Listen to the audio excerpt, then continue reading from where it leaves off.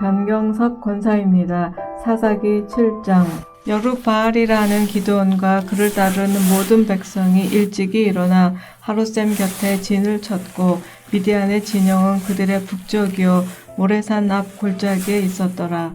여호와께서 기드온에게 이르시되 너를 따르는 백성이 너무 많은즉 내가 그들의 손에 미디안 사람을 넘겨주지 아니하리니 이는 이스라엘이 나를 거슬러 스스로 자랑하기를 내 손이 나를 구원하였다 할까 함이니라. 이제 너는 백성의 귀에 외쳐 이르기를 누구든지 두려워 떠는 자는 길라산을 떠나 돌아가라 하라 하시니 이에 돌아간 백성이 22,000명이요 남은 자가 10,000명이었더라. 여호와께서 또 기드온에게 이르시되 백성이 아직도 많으니 그들을 인도하여 물가로 내려가라. 거기서 내가 너를 위하여 그들을 시험하리라. 내가 누구를 가리켜 내게 이르기를 이 사람이 너와 함께 가리라 하면 그는 너와 함께 갈 것이요 내가 누구를 가리켜 내게 이르기를 이 사람은 너와 함께 가지 말 것이니라 하면 그는 가지 말 것이니라 하신지라. 이에 백성을 인도하여 물가에 내려가매 여호와께서 기드온에게 이르시되 누구든지 개가 핥는 것 같이 혀로 물을 핥는 자들을 너는 따로 세우고 또 누구든지 무릎을 꿇고 마시는 자들도 그와 같이 하라 하시더니 손으로 움켜 입에 대고 핥는 자의 수는 300명이요 그 외의 백성은 다 무릎을 꿇고 물을 마신지라. 여호와께서 기드온에게 이르시되 내가 이 물을 핥아먹은 300명으로 너희를 구원하며 미디안을 내 손에 넘겨주리니 남은 백성은 각각 자기의 처소로 돌아갈 것이니라 하시니 이에 백성이 양식과 나팔을 손에 든지라. 기드온이 이스라엘 모든 백성을 각각 그의 장막으로 돌려보내고 그 300명은 머물게 하니라. 미디안 진영은 그 아래 골짜기 가운데 있었더라. 그 밤에 여호와께서 기드온에게 이르시되 일어나 진영으로 내려가라. 내가 그것을 내 손에 넘겨 주었느니라. 만일 내가 내려가기를 두려워하거든 내 부하 불화와 함께 그 진영으로 내려가서 그들이 하는 말을 들으라. 그 후에 내 손이 강하여져서 그 진영으로 내려가리라 하시니 기드온이 이에 그의 부하 불화와 함께 군대가 있는 진영 근처로 내려간즉 미디안과 아말렉과 동방의 모든 사람들이 골짜기에 누웠는데 메뚜기의 많은 수와 같고 그들의 낙타의 수가 많아 해변의 모래가 많음 같은지라. 기드온이 그곳에 이른즉 어떤 사람이 그의 친구에게 꿈을 말하여 이르기를 보라 내가 한 꿈을 꾸었는데 꿈에 보리떡 한 덩어리가 미디안 진영으로 굴러들어와 한 장막에 이르러 그것을 쳐서 무너뜨려 위쪽으로 엎으니 그 장막이 쓰러지더라. 그의 친구가 대답하여 이르되 이는 다른 것이 아니라 이스라엘 사람 요아스의 아들 기드온의 칼이라. 하나님이 미디안과 그 모든 진영을 그의 손에 넘겨 주셨느니라 하더라. 기드온이 그 꿈과 해몽하는 말을 듣고 경배하며 이스라엘 진영으로 돌아와 이르되 일어나라 여호와께서 미디안과 그 모든 진영을 너희 손에 넘겨 주셨느니라 하고 300명을 세대로 나누어 각 손에 나팔과 빈 항아리를 들리고 항아리 안에는 횃불을 감추게 하고 그들에게 이르되 너희는 나만 보고 내가 하는 대로 하되 내가 그 진영 근처에 이르러서 내가 하는 대로 너희도 그리하여 나와 나를 따르는 자가 다 나팔을 불거든 너희도 모든 진영 주위에서 나팔을 불며 이르기를 여호와를 위하라 기드온을 위하라 하라 하니라. 기드온과 그와 함께한 100명이 이경초의 진영 근처에 이른즉 바로 파수꾼들을 교대한 때라. 그들이 나팔을 불며 손에 가졌던 항아리를 부수니라. 세대가 나팔을 불며 항아리를 부수고 왼손에 횃불을 들고 오른손에 나팔을 들어 불며 외쳐 이르되 여호와와 기드온의 칼이다 하고 각기 제자리에 서서 그 진영을 에워싸매 그 온 진영의 군사들이 뛰고 부르짖으며 도망하였는데 300명이 나팔을 불 때 여호와께서 그 온 진영에서 친구끼리 칼로 치게 하심으로 적군이 도망하여 스레라의 베시다에 이르고 또 다팟에 가까운 아벨 무홀라의 경계에 이르렀으며 이스라엘 사람들은 납달리와 아셀과 온 므낫세에서부터 부름을 받고 미드안을 추격하였더라. 기드온이 사자들을 보내서 에브라임 온 산지로 두루 다니게 하여 이르기를 내려와서 미디안을 치고 그들을 앞질러 벳바라와 요단강에 이르는 수로를 점령하라 하매 이에 에브라임 사람들이 다 모여 벳바라와 요단강에 이르는 수로를 점령하고 또 미디안의 두 방백 오렙과 스웹을 사로잡아 오렙은 오렙 바위에서 죽이고 스웹은 스웹 포도주 틀에서 죽이고 미디안을 추격하였고 오렙과 스웹의 머리를 요단강 건너편에서 기드온에게 가져왔더라. 하늘에 계신 우리 아버지여, 이름이 거룩히 여김을 받으시오며 나라가 임하옵시며 뜻이 하늘에서 이룬 것 같이 땅에서도 이루어지이다. 오늘날 우리에게 일용할 양식을 주옵시고 우리가 우리에게 죄 지은 자를 사하여 준 것 같이 우리 죄를 사하여 주옵시고 우리를 시험에 들게 하지 마옵시고 다만 악에서 구하옵소서. 대개 나라와 권세와 영광이 아버지께 영원히 있사옵나이다. 아멘.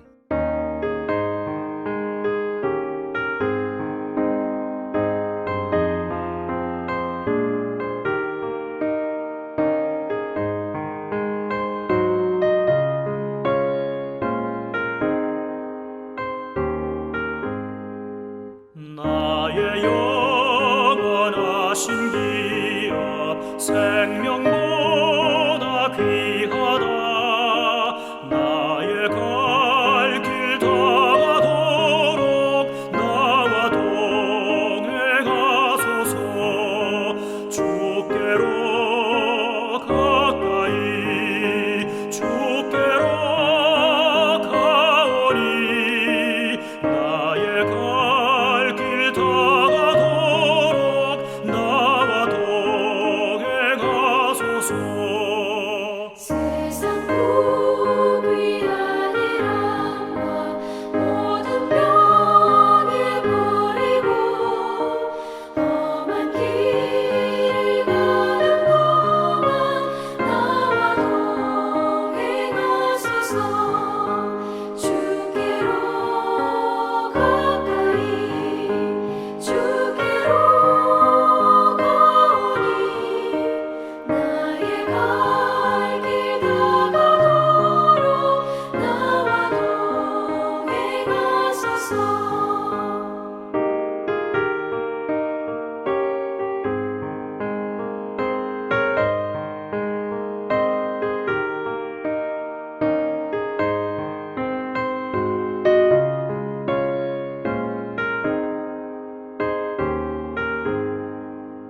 어둠 골짝 지나가며 험한 바다 건너서 천국 문에 이르도록 나와 동행하소서.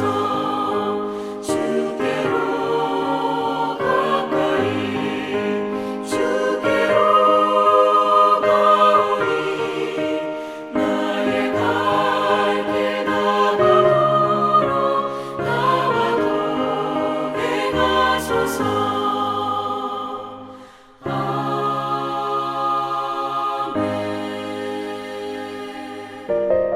오늘 함께 나눌 하나님 말씀은 요한복음 3장 22절로 36절까지의 말씀입니다.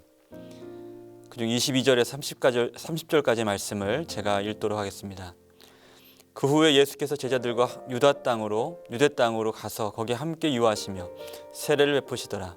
요한도 살렘 가까운 에논에서 세례를 베푸니 거기 물이 많음이라.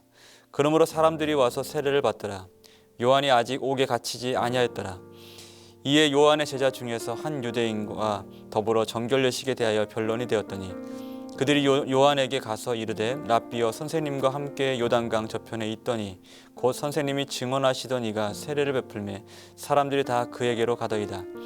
요한이 대답하여 이르되 만일 하늘에서 주신 바 아니면 사람이 아무것도 받을 수 없느니라. 내가 말한 바 나는 그리스도가 아니요 그의 앞에 보내심을 받은 자라고 한 것을 증언할 자는 너희니라. 신부를 취하는 자는 신랑이나 서서 신랑의 음성을 듣는 친구가 크게 기뻐하나니 나는 이러한 기쁨으로 충만하노라. 그는 흥하여야 하겠고 나는 쇠하여야 하리라 하니라. 아멘. 할렐루야. 오늘도 주의 은혜와 평강이 여러분 삶 가운데 가정 가운데 충만하시길 주님의 이름으로 축복합니다.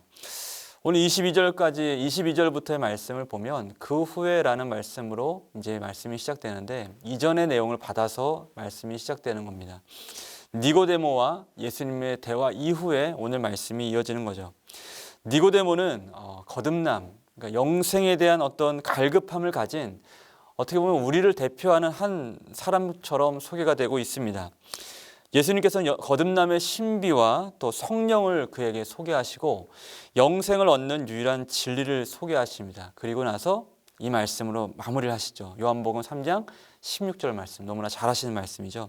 하나님이 세상을 이처럼 사랑하사 독생자를 주셨으니 이는 저를 믿는 자마다 멸망하지 않고 영생을 얻게 하려 하심이라. 아멘. 그러면서 진리를 따르는 자를 소개하시는데 진리를 따르는 자는 어떤 자라고 말씀하냐면 진리를 따르는 자는 빛으로 온다라고 말씀합니다. 진리를 따르는 자는 빛으로 온다. 이 빛은 어떤 빛이에요? 세상을 밝히는 빛이죠. 그리고 어둠이 가득한 세상에 하나님을 밝히 드러내는 빛입니다. 오늘 우리가 그와 같은 자들이 돼야 하죠. 아니 그런 자들로 하나님으로부터 부름받은 자들입니다. 이 말씀 이후에 오늘 말씀이 이제 소개가 되죠. 22절부터 24절까지 이 말씀은 그러니까 오늘 말씀의 배경이 된다고 볼 수가 있습니다. 예수님께서는 유대 땅으로 가셔서 그곳 물 많은 곳에서 세례를 베푸셨습니다. 요한은 아직 갇히지 않았다고 말씀하는 것으로 보아서 요한의 사역과 예수님의 사역이 이제 겹치는 시점인 듯 하여 보입니다. 유대 땅과 사마리아 땅, 그러니까 각각의 사역하는 자리가 장소가 사실 멀지 않은 지근거리의 사역이 있었기 때문에 아마도 오늘 말씀 내용을 봤을 때 요한의 제자들 중에서 예수님의 세례 얘기를 소문을 들은 이 사람들이 이제 요한에게 이제 어떤 세례와 그 예수님의 어떤 정체에 대해서 묻는 어떤 그런 대목이 소개되는 것처럼 보입니다. 아마도 자신들이 따르는 요한과 같은 시기에 사역하시는 예수님 때문에 아마도 위기감이 들었던 모양입니다. 근데 공교롭게도 이런 좀 약간은 우문과 같은 질문으로 시작된 이들의 대화 때문에 예수님의 세례의 성격이 드러나게 되는 그런 역할을 하게 되죠. 그들의 질문은 그냥 쉽게 얘기하면 이겁니다. 그의 세례가 우리 선생님 요한의 세례와 무엇이 다릅니까? 라는 거죠. 세례 요한의 답은 무엇이었나요? 27절 말씀 보시면 요한이 대답하여 이르되 만일 하늘에서 주신 바 아니면 사람이 아무것도 받을 수 없느니라 라고 말씀합니다. 예수님의 세례를 이렇게 얘기를 해요. 사람이 하늘에서 주신 바 아니면 사람이 아무것도 받을 수 없다. 그러니까 예수님의 세례는 하늘로부터 베풀어지는 세례였다라고 얘기를 하고 있는 거죠. 하나님은 하늘에서 부어지는 세례로 우리에게 성령으로 인치시고 우리를 하나님의 자녀 삼으신 분이시죠. 우리는 하늘로부터 인쳐진 약속의 세례 곧 구원과 영생을 받은 자들입니다. 예수님께서는 바로 이것을 위해서 이 땅에 오셨던 거죠. 요한은 거듭 당부합니다. 자신이 주는 세례와 예수의 세례가 차원적으로 다르다는 것을 말합니다. 그러면서 그는 자신이 지금 어떤 기쁨에 충만해 있는지를 말하고 있죠. 29절 말씀 보시면 신부를 취하는 자는 신랑이나 서서 신랑의 음성을 듣는 친구가 크게 기뻐한다. 나는 이러한 기쁨으로 충만하였노라. 그는 하늘의 기쁨에 충만해 있었습니다. 하늘의 기쁨에 취해 있었어요. 그는 하나님의 구원 사역의 놀라운 계획에 충만해 있었습니다. 마치 신부를 기다리는 그 신부보다 그 함께 신랑을 기다리는 그 신부와 함께 있는 친구가 신랑의 음성을 먼저 듣고 너무나 기쁜 마음이 드는 것처럼 그는 그런 기쁨에 사로잡혀 있었던 것으로 말씀하고 있습니다. 그에게 하나님의 구원의 그 일이 그에게 유일한 기쁨이 되었던 것이죠. 여러분, 이것이 보냄받은 자의 특징입니다. 이처럼 하나님은 우리로 하여금 세상과 다른 기쁨으로 살게 하시는 분이십니다. 세례 요한은 자신을 보내신 하나님의 뜻에 합당하게 사는 그 인생을 통해 그의 기쁨이 충만해 있었던 것이죠. 자, 오늘 말씀은 분명 예수님을 소개하고 있는데도 불구하고 이상하게도 오늘 말씀은 우리에게도 질문 하나를 던지는 것처럼 보입니다. 우리는 어떤 사람들인가 라는 것이죠. 세례 요한은 어떤 사람이고 또 예수님은 어떤 분이시고 또한 우리는 어떤 사람인가 라는 겁니다. 우리는 진리를 따르는 자죠. 아까도 말씀드렸던 것처럼 진리를 따르는 자, 곧 빛으로 보냄받은 증인들입니다. 이게 예수님께서 우리에게 명령하신 거예요. 세상에 주님을 믿게 하도록 세상에 보내어진 증인, 이것이 바로 우리의 신랑, 하나님 신랑을 기다리는 신부로서의 우리의 정체성입니다. 요한은 계속해서 예수님을 증언합니다. 그리고 이것이 곧 우리가 삶에서 우리의 삶을 통해서 나타내야 될 진리라는 것을 말씀하고 있죠. 31절 말씀 보면 예수님 어떤 분이라고 소개하고 있나요? 하늘로부터 보냄받은 만물의 주관자다라고 말씀합니다. 하늘로부터 보냄받은 만물의 주관자다. 지금도 하나님은, 예수님은 우리의 주관자가 되시죠. 모든 것의 주관자가 되십니다. 하나님께서는 그에게 말씀을 주셨어요. 아니, 예수님은 말씀 그 자체로 이 땅 가운데 오셨습니다. 그리고 하나님은 예수님께 성령을 한량없이 주시는 분이시다라고 소개합니다. 예수님은 그야말로 복음 그 자체예요. 고로 하나님의 아들이신 예수 그리스도는 우리를 세상에서 구원하시기 위해, 세상에서 우리를 구원해내기 위해서 하나님께로부터 보냄받은 자, 바로 그분이 바로 그리스도 예수이신 거죠. 그렇다면 우리는 누구입니까? 우리는 그렇게 예수 그리스도를 통해서 세상에서 건진바 되어지고 이제는 세상으로 진리를 들고 보내어진 사람들이 바로 우리인 것이죠. 예수 그리스도를 통해서 세상에서 건진받고 다시 예수 그리스도의 복음의 진리를 들고 세상으로 보내어진 자, 그것이 바로 우리의 정체성이라는 것입니다. 예수님은 이 일을 위해 우리에게 영생의 말씀을 허락하셨습니다. 지금도 예수의 말씀을 통해서 우리는 날마다 새로운 창조의 역사를 경험할 수 있어요.